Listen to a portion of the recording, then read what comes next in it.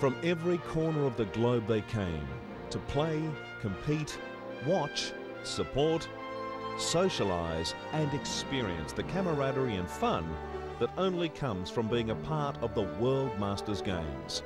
And all across Melbourne you could tell that the atmosphere was changing. The World Masters Games was about to begin.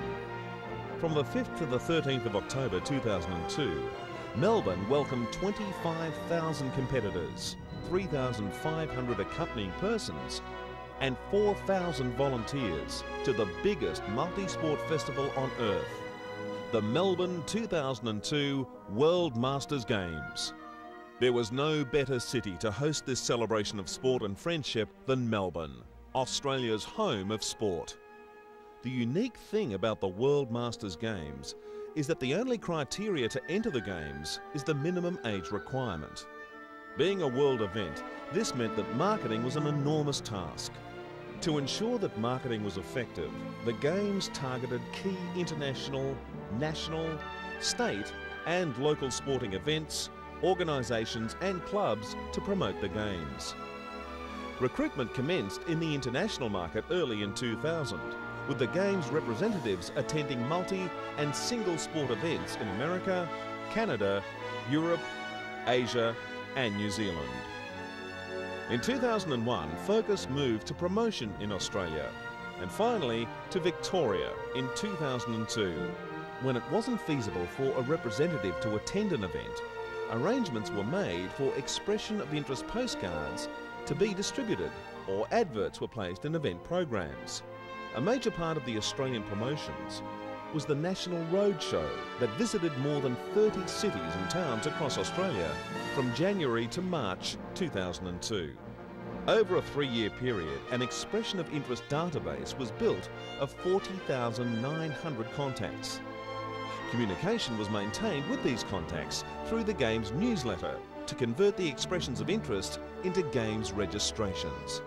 On arrival in Melbourne, pageantry throughout the city, the regional host cities of Ballarat, Geelong, Bendigo and Ngambie, and at all sport venues, ensured that competitors felt welcome. Upon arrival, competitors went to the Games Centre, located at the World Trade Centre in Melbourne, to accredit. Accreditation opened on Wednesday the 2nd of October. The first 5 days of accreditation saw 24,630 participants accredit.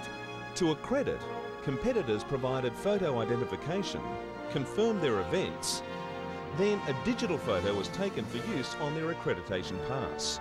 Competitors were also given a Games backpack and then moved on to collect relevant information regarding their sporting competition. The Games Centre was a hub of activity throughout the Games, with a Games Expo, official merchandise and photography bringing competitors back throughout the week. Accommodation was organised through the Games Travel Office. A complete range of accommodation was available to participants, ranging from camping grounds to 5-star accommodation.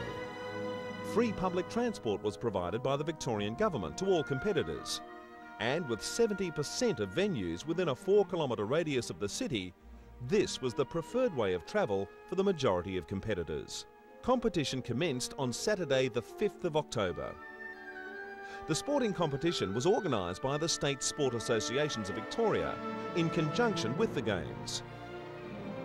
With 29 sports being played at 54 venues across Melbourne and regional Victoria, competitors enjoyed outstanding international competition at world-class venues. Entry to the sport venues was free for spectators wishing to watch competition. Spectators consisted of family and friends of competitors or other competitors. A highlight of the competition was, of course, the medal ceremonies.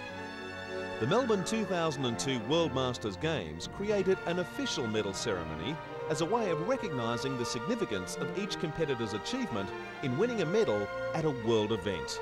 Competitors played hard during competition, and then they partied hard at the end of the day at our Club Masters pubs and hotels located throughout Melbourne and the regional host cities. A major part of the success of the Games is the socialising that's part of competitive sport. Each individual sport also held their own function for their competitors to celebrate their achievements. Another highlight of the Games was the program of special events. commencing with the spectacular opening ceremony staged at the Melbourne Cricket Ground on Sunday the 6th of October. Attracting 18,000 Games participants and 32,000 general public to welcome the participants to Melbourne, this was the best opening ceremony ever staged at a World Masters Games. Highlights included a march by the 18,000 competitors, a torch relay, and lighting of the Melbourne 2002 World Masters Games cauldron, and a Masters of Rock concert featuring famous Australian performers. The gala event of the Games was the Down Under Dinner with the Stars for 1,300 competitors on Friday the 11th of October.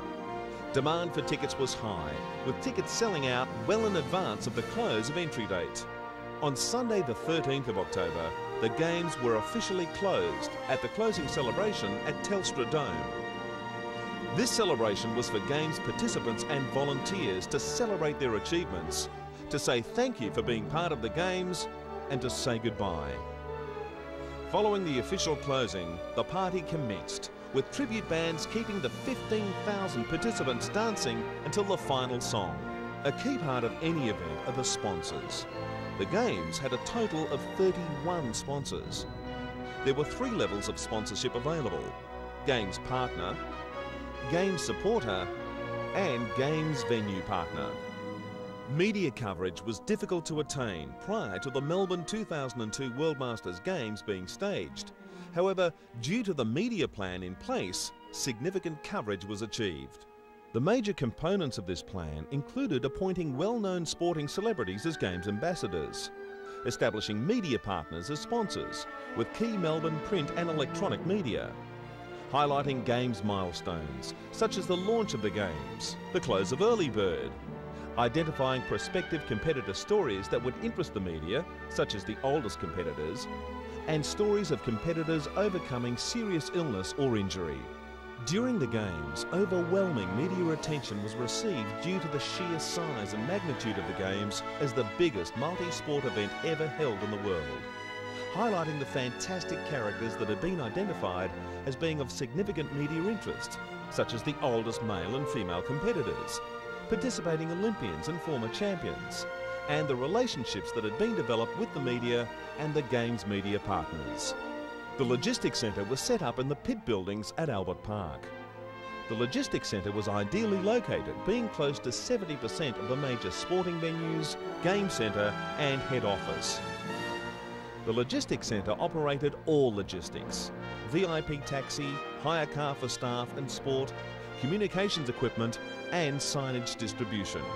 The Games had an extensive communications plan during Games time. The Melbourne 2002 Games Communications Centre was the hub of all communications. The main function of the Games Communications Centre was to communicate with all venues and Games personnel on Games-related issues. As with all major events, they can't happen without volunteers. The Games relied on the work of 4,000 volunteers to help run the Games. This included 800 General Games volunteers and 3,200 sport volunteers. The event was produced within the total budget of $9.3 million and was a tremendous success. For those who came to Melbourne for 9 great days in October, the true value of their time came not only in sporting achievements that transcended their age, but also in the friendships they forged. And while not all left with a medal, all left with a smile on their face, because the Melbourne World Masters truly was the friendliest of games.